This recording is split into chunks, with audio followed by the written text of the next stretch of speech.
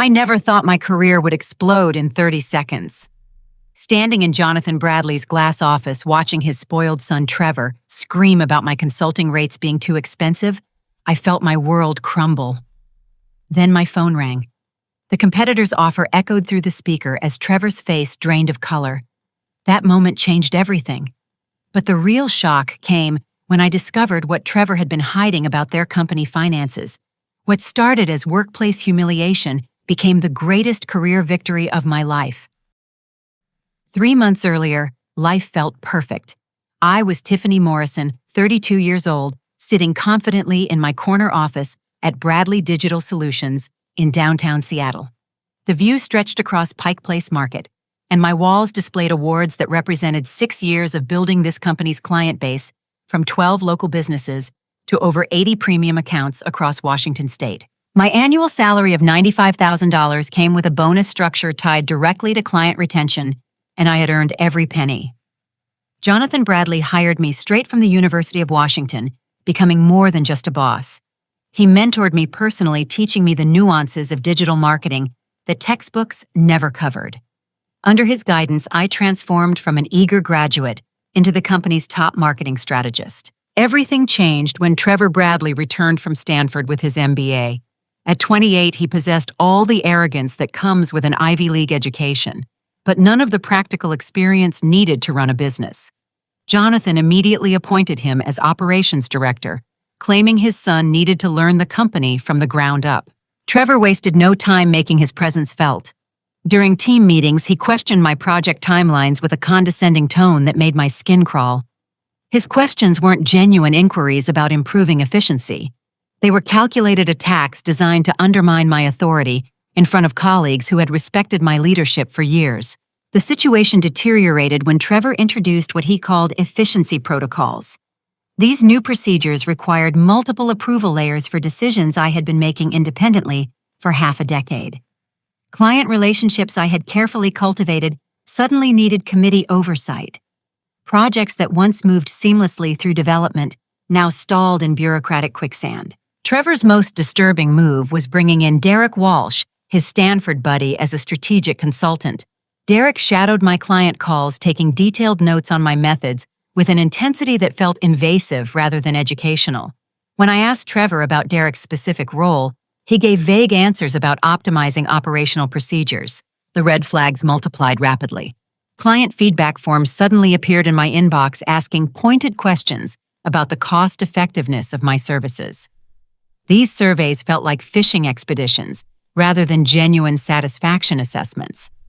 The timing coincided perfectly with Trevor scheduling a one-on-one meeting where he claimed the company needed to streamline operations to remain competitive. My suspicions intensified when Derek began calling my clients directly. He positioned these conversations as routine check-ins, but several clients mentioned his suggestions about more affordable alternatives. The CEO of Evergreen Tech Consulting, one of our flagship accounts, casually mentioned that someone from Bradley had contacted them about budget-friendly marketing solutions. The description matched Derek perfectly. Anxiety consumed me as I tried to piece together Trevor's intentions. Late one afternoon, while grabbing documents from the shared printer, I discovered a memo that stopped my heart cold.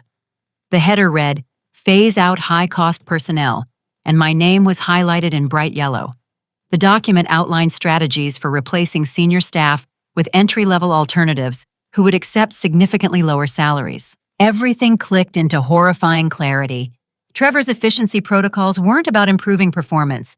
His questioning of my methods wasn't motivated by curiosity about best practices. Derek's client calls weren't routine relationship maintenance.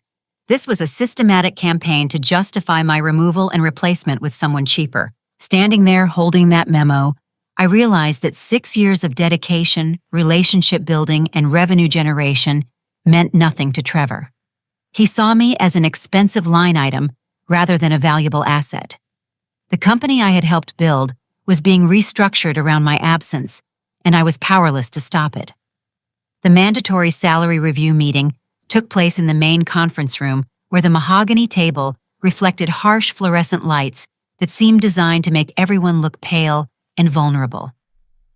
Trevor sat across from me with Derek and 2 other recent Stanford hires he had brought into the company. Their coordinated positioning felt like a tribunal rather than a professional discussion. Trevor opened with a spreadsheet that supposedly showed my cost per client acquisition versus the company average. According to his calculations, my consulting fees were 30% higher than industry standards, creating an unsustainable financial burden on the organization. His presentation was polished and professional, but the underlying message was clear: I was being paid too much for the value I provided. Derek supported Trevor's argument with data about emerging market consultants who were willing to work for half my current rate. He presented case studies from other companies that had successfully reduced overhead by replacing senior staff with hungry newcomers. The implication was obvious. Why pay premium rates for experience when enthusiasm and lower expectations could achieve similar results? Trevor concluded his presentation with an ultimatum disguised as a generous offer. I could accept a 50% salary reduction and maintain my position, or I could explore other opportunities that might better match my compensation expectations. He delivered this ultimatum with the casual indifference of someone ordering coffee, as if he was discussing the weather, rather than destroying my livelihood. I responded with my own presentation, pulling out client retention statistics that showed a 97% success rate over 3 years. My revenue growth charts demonstrated that accounts under my management generated 68% of the company's total income. I had testimonial letters from major clients specifically requesting my continued involvement in their marketing strategies.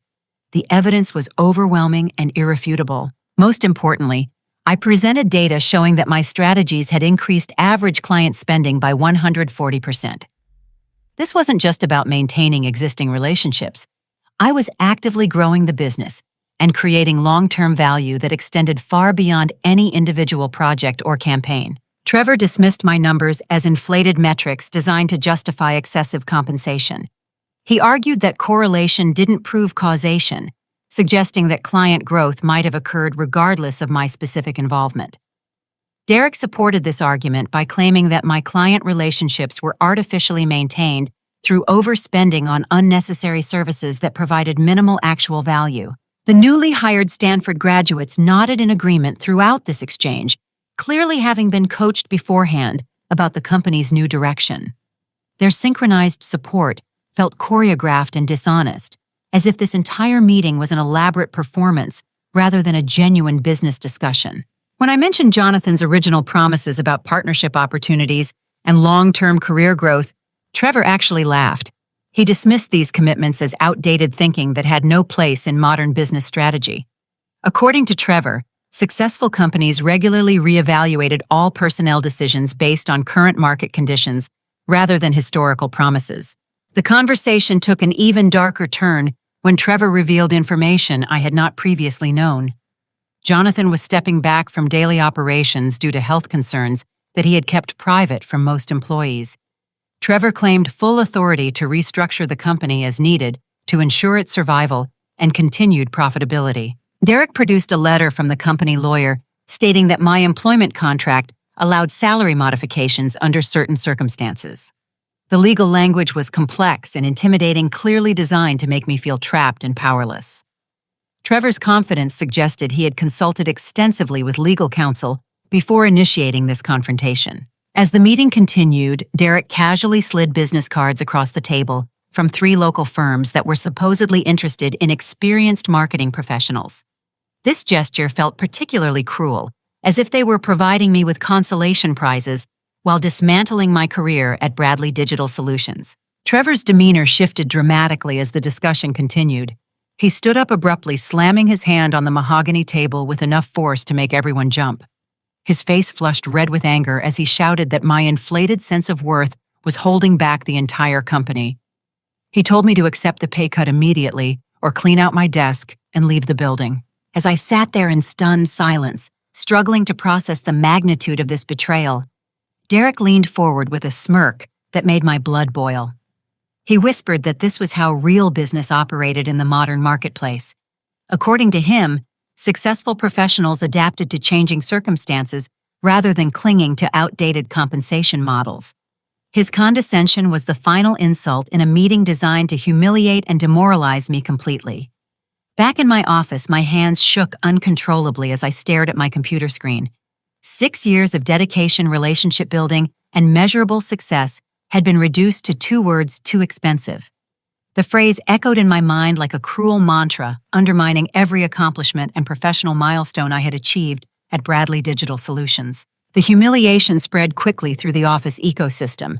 Within an hour, Trevor had sent a company-wide email about restructuring senior positions for optimal efficiency. The language was carefully crafted to sound positive and forward-thinking, but everyone understood the real message. Senior staff were targets, and job security no longer existed for anyone who commanded higher salaries. Coworkers who had collaborated with me for years suddenly avoided eye contact in the hallways.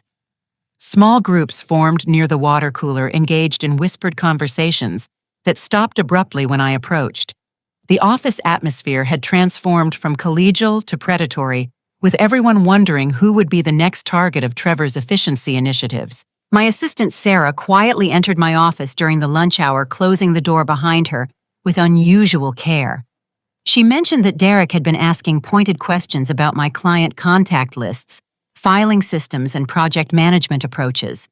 He was clearly preparing to assume responsibility for my accounts, studying my methods to ensure smooth transitions that wouldn't disrupt revenue streams. The termination paperwork arrived via Trevor's secretary, delivered with the cold efficiency of someone processing routine administrative tasks. 2 weeks of severance pay for 6 years of service felt like a particularly cruel joke.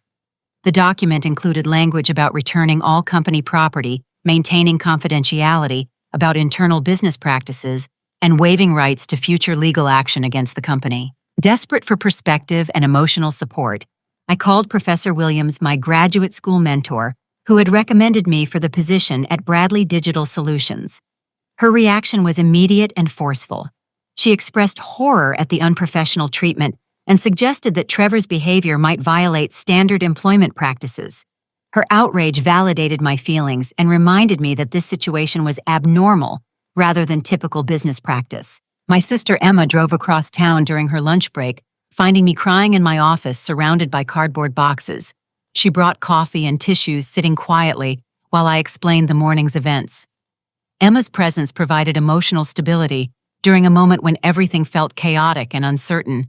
She reminded me that my professional worth wasn't determined by one person's opinion or one company's misguided priorities. While packing personal items from my desk drawers, I reviewed my employment contract with fresh eyes. Something struck me as odd about the recent amendments Trevor had referenced during our confrontation. Jonathan's signature didn't appear on several critical documents that supposedly authorized salary modifications and position restructuring. This discrepancy suggested that Trevor might have exceeded his actual authority in implementing these changes. A quick mental calculation of my bank account revealed the harsh reality of unemployment. Despite earning a solid salary, the high cost of living in Seattle meant I had maybe 4 months of expenses saved. This timeline created enormous pressure to find new employment quickly, potentially forcing me to accept lower compensation or less desirable positions. The afternoon grew increasingly surreal as I continued packing my belongings while Trevor watched from his office doorway. He made deliberately loud phone calls about clearing out dead weight and bringing in fresh talent that would appreciate opportunities rather than demand excessive compensation. His performance was clearly intended to intimidate me and demonstrate his power to other employees. Derek walked past my desk, carrying my client files, making exaggerated comments about outdated marketing approaches that needed immediate modernization. He discussed my strategies with obvious contempt, suggesting that traditional relationship building was inefficient compared to automated systems and data-driven algorithms. His commentary felt designed to belittle my professional expertise in front of colleagues. As I prepared to leave the office for the final time, Trevor approached my desk with an expression of smug satisfaction. He began lecturing me about market realities and overvalued skill sets, explaining that successful professionals needed to adapt to changing economic conditions. His tone was condescending and professorial, as if he was providing valuable education rather than delivering cruel insults. My phone rang with an unknown number during Trevor's monologue. Normally, I would have ignored calls from unfamiliar contacts, especially during such an emotional moment. However, Something prompted me to answer, perhaps a subconscious desire to interrupt Trevor's humiliating commentary. I decided to put the call on speaker since I was cleaning out my desk anyway and had nothing left to hide. The male voice on the other end asked if I was Tiffany Morrison from Bradley Digital Solutions. I confirmed my identity, wondering how this stranger had obtained my direct office number.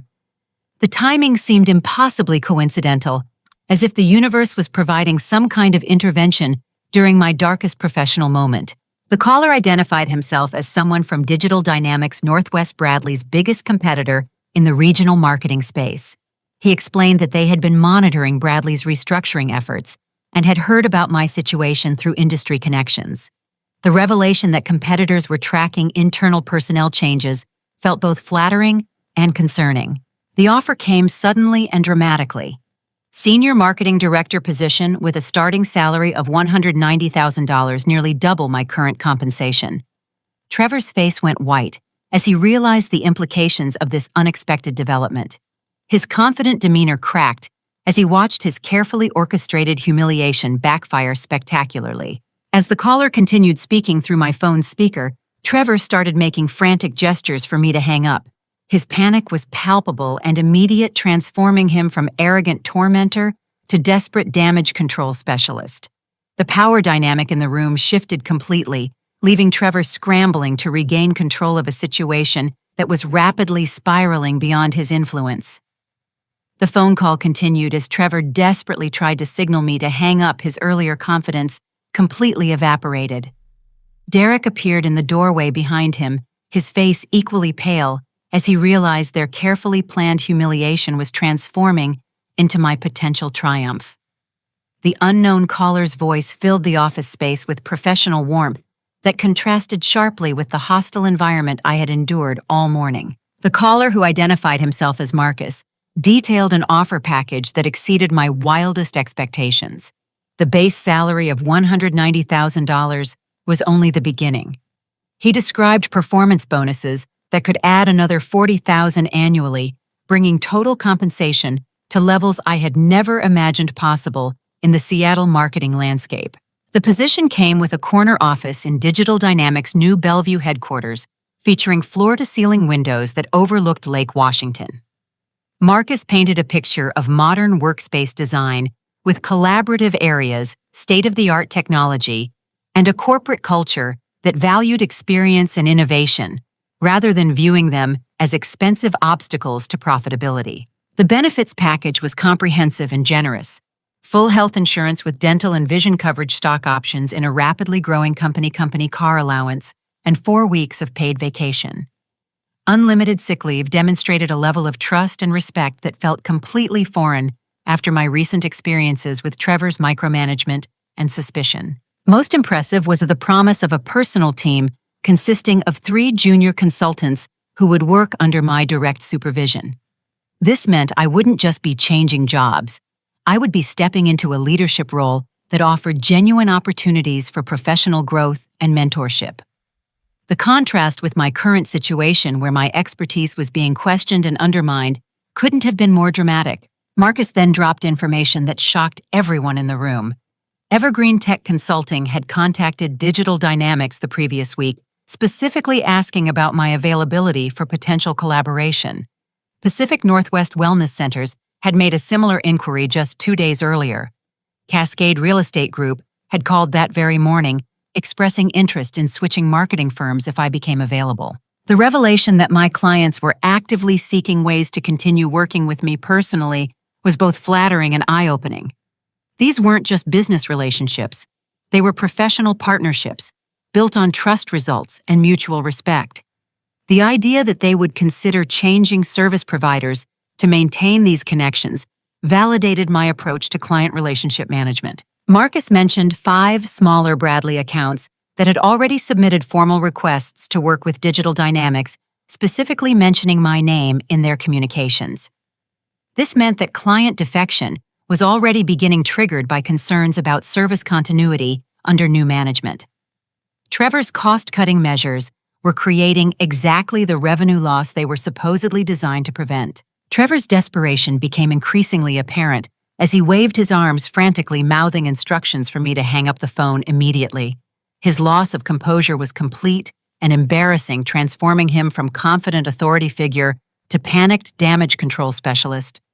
Derek whispered urgently about corporate espionage and contract violations, clearly searching for legal grounds to stop this conversation. Trevor grabbed his own phone and speed-dialed what I assumed was the company lawyer, but his call went directly to voicemail.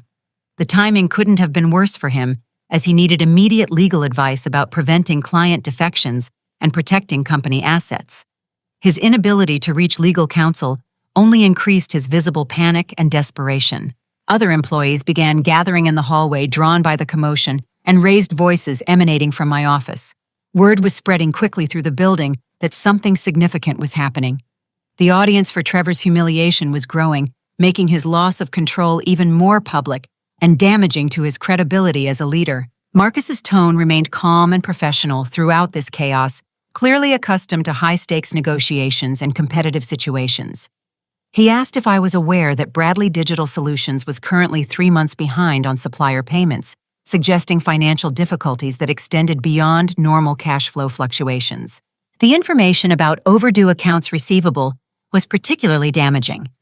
Marcus mentioned that their research showed over $200,000 in unpaid client invoices, indicating serious collection problems or disputes about service quality.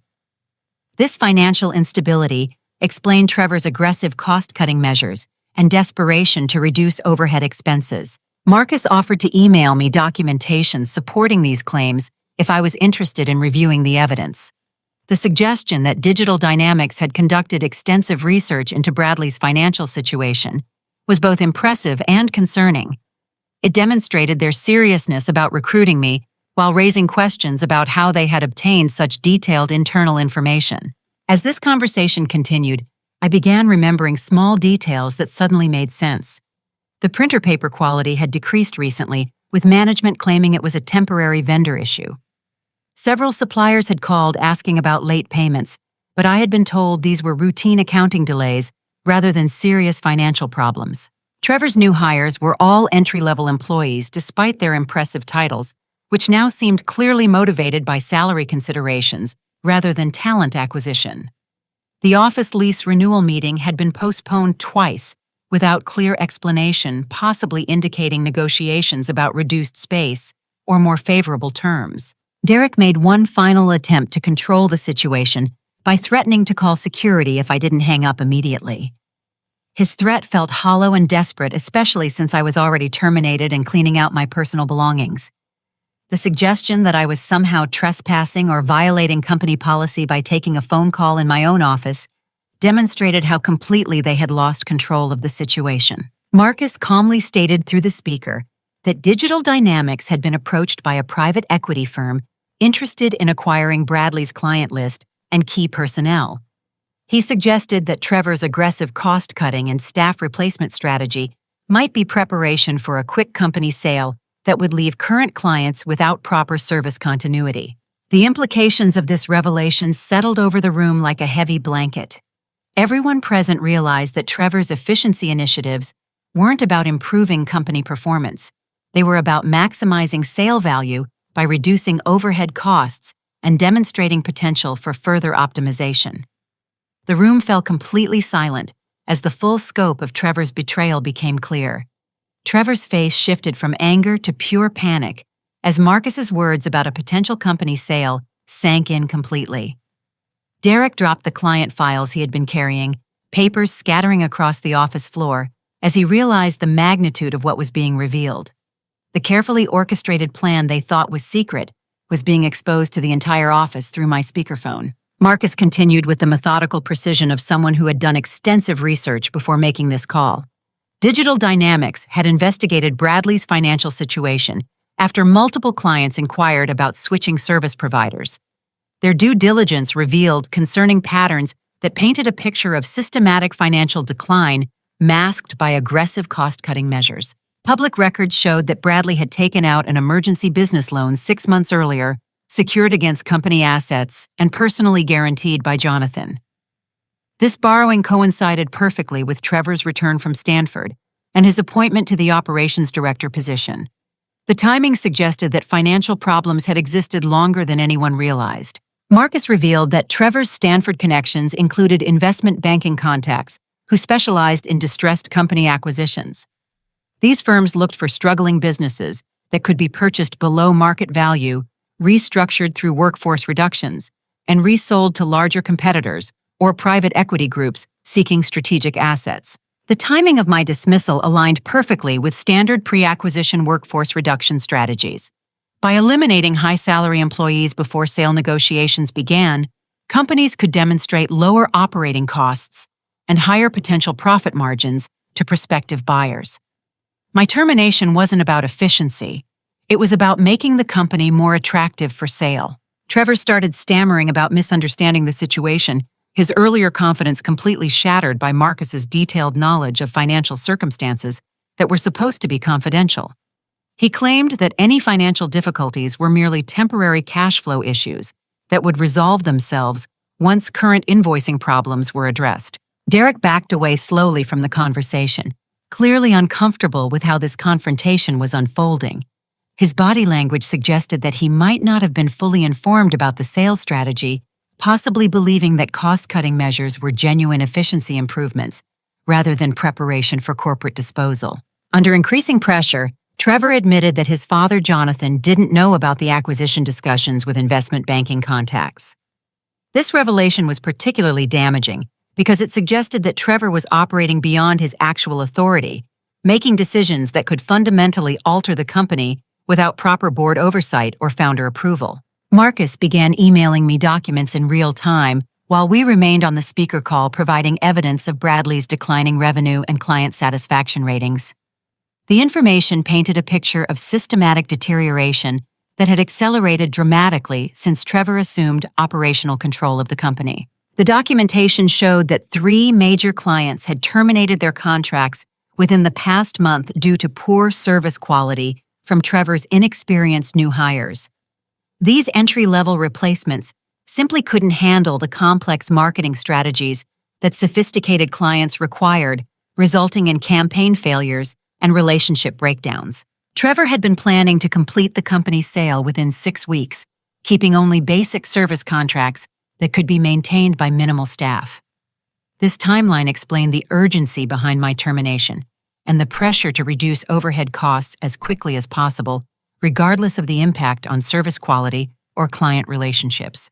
Employee reactions around the office became increasingly visible as word spread about the phone conversation. Sarah, my assistant, gasped audibly when she realized that her job security had never been genuine under Trevor's leadership. The efficiency measures she thought were designed to improve performance were actually preparing for her eventual elimination. Other senior staff members began appearing in the hallway, asking pointed questions about the stability of their own positions. The accounting manager mentioned that several client checks had bounced the previous week, indicating cash flow problems that extended beyond simple collection delays. Financial instability was affecting day-to-day operations in ways that couldn't be hidden much longer. Derek tried to leave the office quietly, hoping to distance himself from the unfolding disaster, but Trevor grabbed his arm desperately. He begged Derek to help fix the situation by providing alternative explanations for the evidence Marcus was presenting. Derek's reluctance to support Trevor's version of events was telling and damaging. As this conversation continued, I experienced a profound realization about everything that had transpired over recent months. Trevor had never intended to keep experienced staff members beyond the sale completion date. The salary reduction offer had been designed to force my resignation rather than pay unemployment benefits or severance costs. Derek's extensive research had focused entirely on finding the cheapest possible replacements rather than identifying quality alternatives who could maintain service standards. Every efficiency protocol and procedural change had been calculated to justify workforce reductions rather than improve actual performance outcomes. The pattern became clear and undeniable. Jonathan's supposed health issues might actually be stress-related responses to discovering his son's betrayal of company values and employee loyalty. The founder who had built this business through relationship building and service excellence was watching it be systematically dismantled for short-term financial gain. Marcus demonstrated strategic thinking by offering to speak directly with any Bradley employees who were interested in discussing career opportunities at Digital Dynamics.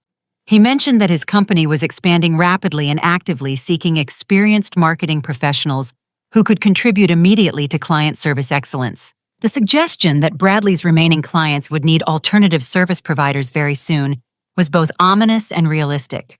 If Trevor proceeded with his sale timeline, current clients would face service disruptions, staffing changes, and possible contract modifications that might not serve their best interests. Marcus provided his direct email address and office phone number, encouraging interested employees to contact him personally rather than going through standard human resources channels.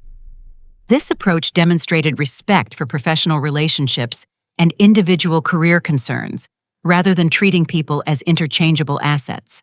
Trevor made one final desperate attempt to regain control by begging me to reject Marcus's offer and stay with Bradley at my full previous salary.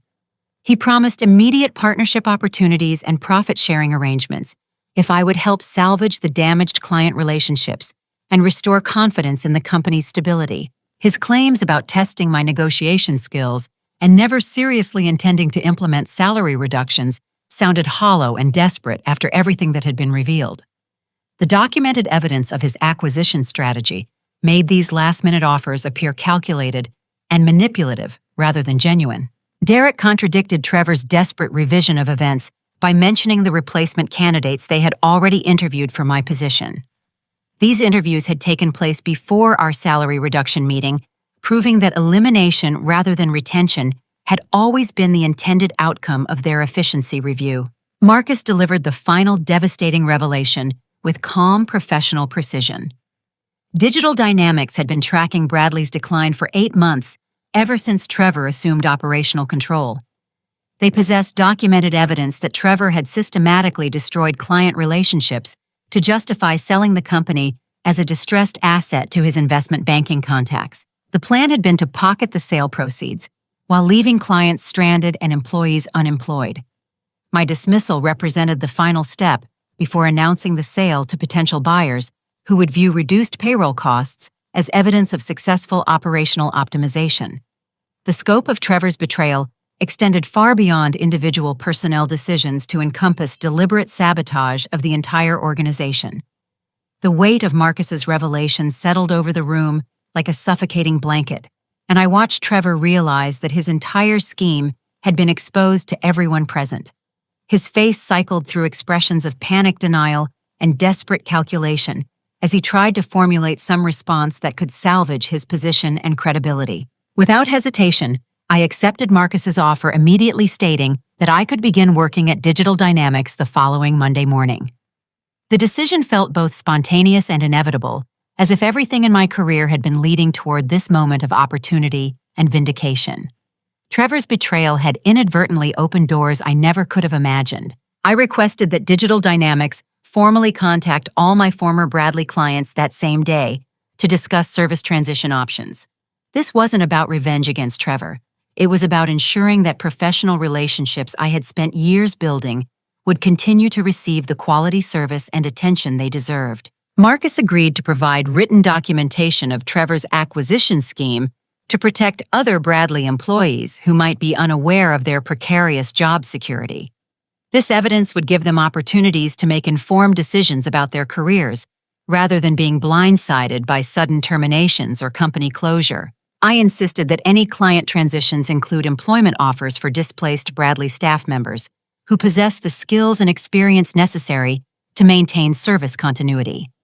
This condition demonstrated my commitment to the colleagues who had supported my success over the years and deserved better treatment than Trevor's efficiency initiatives provided. Trevor's response was immediate and desperate. He threatened legal action for breach of confidentiality and client theft, claiming that my departure would constitute unfair competition and violation of non-disclosure agreements. His threats sounded hollow and panicked, rather than confident assertions of legitimate legal grounds. Derek frantically searched through my employment contract on his laptop, looking for clauses that might prevent my transition to a competitor or limit my ability to maintain client relationships. His urgency suggested that they had not anticipated this scenario when designing their termination strategy. In a moment of ultimate desperation, Trevor called his father, Jonathan, and put the call on speaker, apparently hoping that parental authority might somehow intimidate me into reconsidering my decision. This move backfired spectacularly by creating an audience for Jonathan's confused and increasingly angry response to the situation. Jonathan's voice echoed through the office as he asked why Trevor was firing the company's top performer during what appeared to be a financial crisis. His confusion was genuine and heartbreaking, revealing that his son had been operating completely independently without proper oversight or consultation about major strategic decisions. Trevor attempted to lie about the circumstances, claiming that I had been poaching clients and undermining company operations through unauthorized competitive activities. His fabricated explanation contradicted everything that had transpired during our recorded phone conversation with Marcus, making his dishonesty obvious to everyone present. I calmly explained the real situation to Jonathan while he listened in stunned silence. My account included details about the salary reduction ultimatum, the discovery of the phase-out high-cost personnel memo, and the revelation about Trevor's acquisition strategy with his investment banking contacts. The father-son confrontation that followed was painful to witness.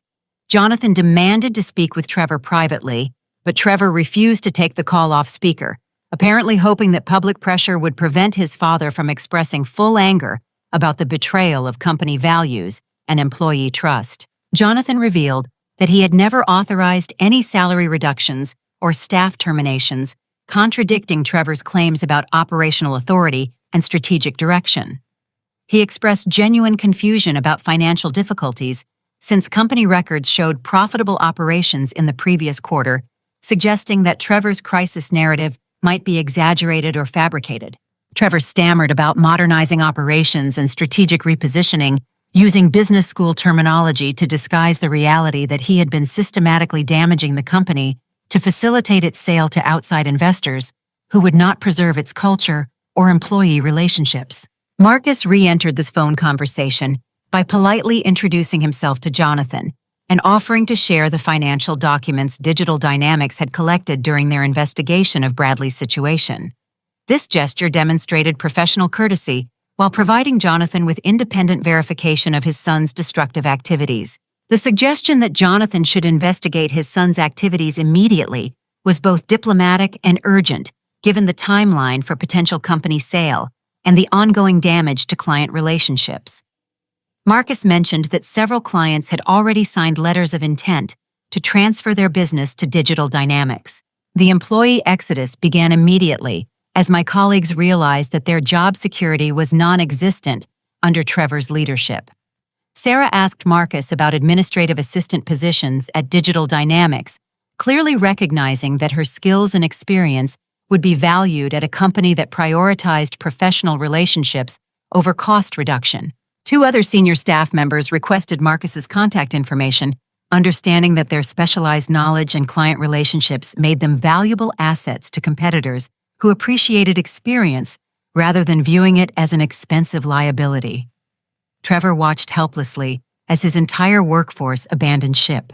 The accounting manager mentioned irregularities in company finances that matched Marcus's documentation perfectly, providing independent verification of the financial manipulation that had been occurring.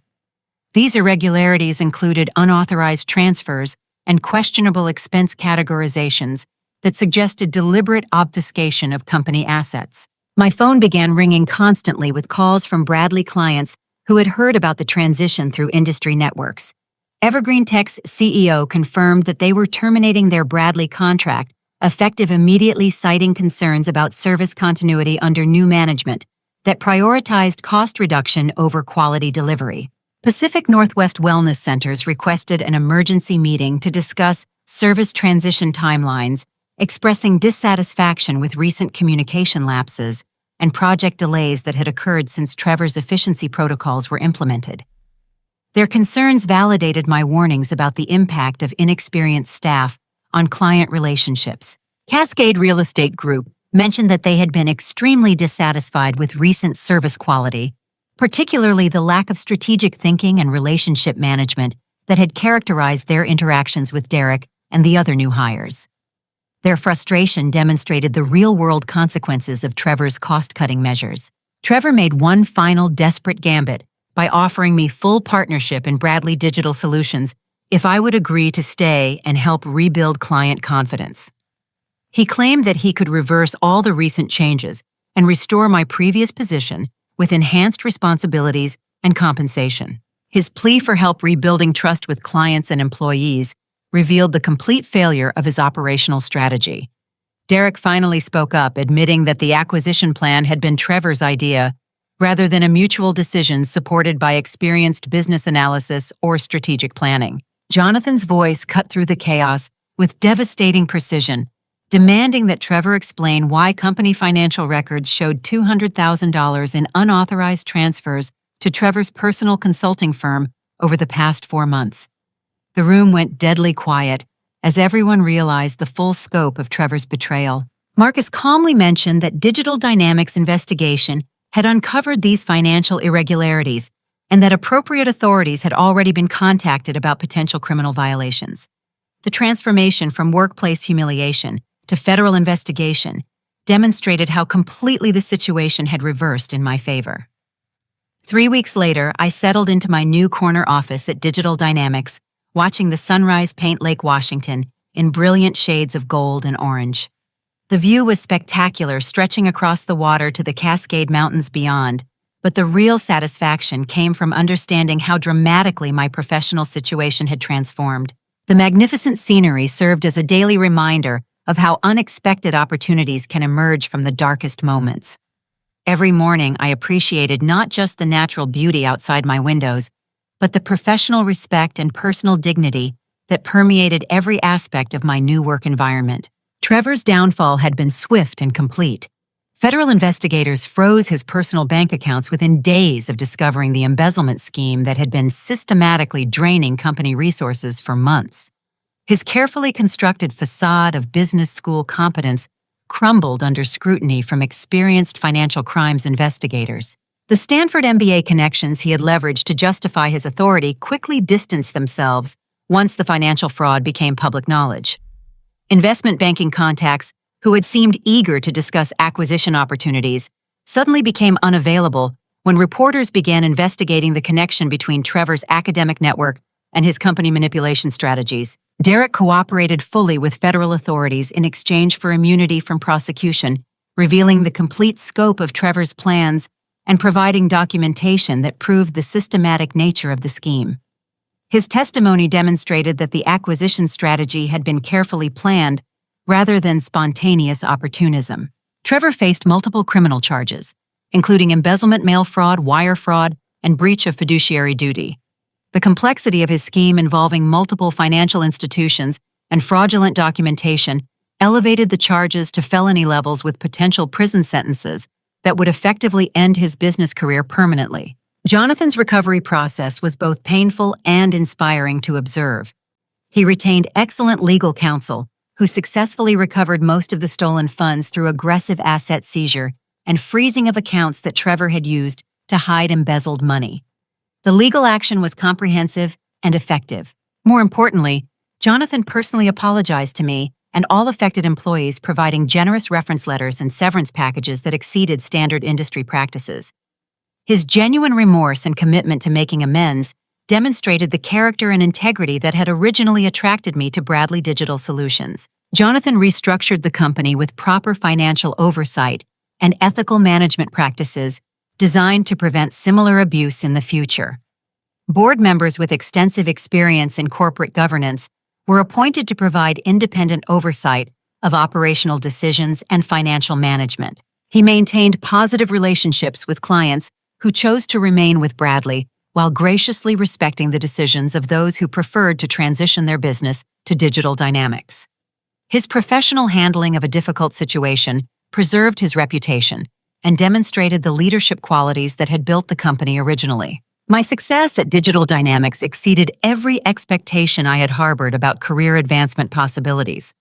The first month's performance metrics showed that I had brought in 4 new major accounts while successfully transitioning existing client relationships without service interruptions or satisfaction declines.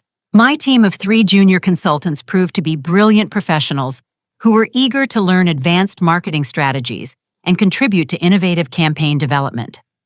Working with them reminded me why I had originally been drawn to marketing: the opportunity to combine creativity with measurable business results. The salary increase to $210,000 after my exceptional first quarter performance validated my decision to leave Bradley despite the emotional difficulty of that transition. More importantly, the stock options were projected to become significantly valuable when Digital Dynamics completed their planned public offering the following year. Former colleagues who had made the transition to Digital Dynamics were thriving in their new professional environment. Sarah joined as my executive assistant with a 30% salary increase and significantly better benefits, allowing her to achieve financial stability that had been impossible under Bradley's cost-cutting measures. 2 senior Bradley staff members accepted positions in our rapidly expanding marketing department, bringing specialized expertise that enhanced our service capabilities. Their success demonstrated that experienced professionals were valued and rewarded appropriately at companies that prioritized quality over cost minimization. The accounting manager who provided crucial testimony in Trevor's prosecution found excellent employment with a growing technology firm that appreciated her integrity and attention to detail. Even employees who remained at Bradley benefited from improved working conditions under Jonathan's renewed leadership and ethical oversight. Client relationships flourished in the new environment at Digital Dynamics. Evergreen Tech's account expanded to include 3 subsidiary companies under my direct management, demonstrating their confidence in my strategic abilities and relationship management skills. Their trust validated years of professional development and client service excellence. Pacific Northwest Wellness Centers signed an exclusive 5-year marketing partnership that represented the largest single account in Digital Dynamics history. Their commitment reflected satisfaction with service quality and strategic results that exceeded their expectations during the transition period. Cascade Real Estate Group increased their marketing budget by 200%, citing improved campaign effectiveness and communication quality compared to their recent experiences with inexperienced Bradley staff. Their expansion demonstrated the financial value of maintaining experienced professional relationships. Former Bradley clients consistently reported satisfaction rates of 98%, with Digital Dynamics services indicating that the transition had preserved service quality while providing enhanced strategic capabilities. These metrics validated my approach to client relationship management and campaign development. The personal growth I experienced through this career transition extended far beyond professional advancement. I learned to recognize warning signs of toxic workplace environments and unethical leadership practices that might not be immediately obvious during routine daily operations. My professional network expanded dramatically through industry connections at Digital Dynamics, providing opportunities for collaboration and knowledge sharing that enhanced my strategic capabilities. The company's reputation for excellence attracted high-quality clients and talented colleagues who elevated everyone's performance. Most importantly, I gained confidence to negotiate for appropriate compensation based on demonstrated value rather than accepting whatever employers offered. The experience taught me that professional worth should be determined by results and contribution rather than cost minimization priorities. The transition forced me out of my comfort zone in ways that ultimately proved beneficial for long-term career development. Leaving familiar surroundings and established relationships created opportunities to develop new skills and explore innovative approaches to client service and strategic planning. Standing in my new office, reflecting on everything that had transpired, I understood that Trevor's attack on my professional worth hadn't really been about money or efficiency. His behavior reflected someone who felt threatened by competence and integrity, someone who attempted to destroy what he couldn't build through legitimate effort and skill development. His scheme failed because genuine value always finds recognition in professional markets that reward excellence and authentic relationships. The clients who followed me to Digital Dynamics didn't make their decisions based on personal loyalty alone. They recognized superior service quality and strategic expertise that produced measurable business results. The experience taught me that sometimes the worst professional setbacks become catalysts for the best career advancement opportunities. Trevor thought he was destroying my livelihood, but he actually liberated me from a situation that was limiting my potential and undervaluing my contributions. At Digital Dynamics, I wasn't just earning double my former salary. I was surrounded by colleagues and leadership who valued excellence and treated employees with dignity and respect. The contrast with Bradley's toxic environment under Trevor's management was dramatic and refreshing. The phone call that initially seemed like my lowest professional moment became the bridge to my highest career achievement. When someone calls you too expensive, it might simply mean you're speaking with someone who can't afford quality services or doesn't understand the value proposition of experienced expertise. The right professional opportunity will recognize your worth and compensate you appropriately for the value you provide. Trust your professional abilities even when others question them, because market forces will ultimately prove who was correct about your true value and contribution potential. Have you ever experienced a workplace situation where someone tried to undervalue your contributions or dismiss your expertise? I'd love to hear about how you handled the challenge and what you learned from the experience. Please share your story in the comments below, and don't forget to like this video if my experience resonated with your own professional journey. Thank you for listening to my story about turning career betrayal into professional triumph. I hope my experience provides encouragement during your own difficult workplace moments and reminds you that authentic value always finds recognition eventually. Remember to subscribe to hear more stories about overcoming professional challenges, and share this video with anyone who might benefit from learning that setbacks often become setups for something much better.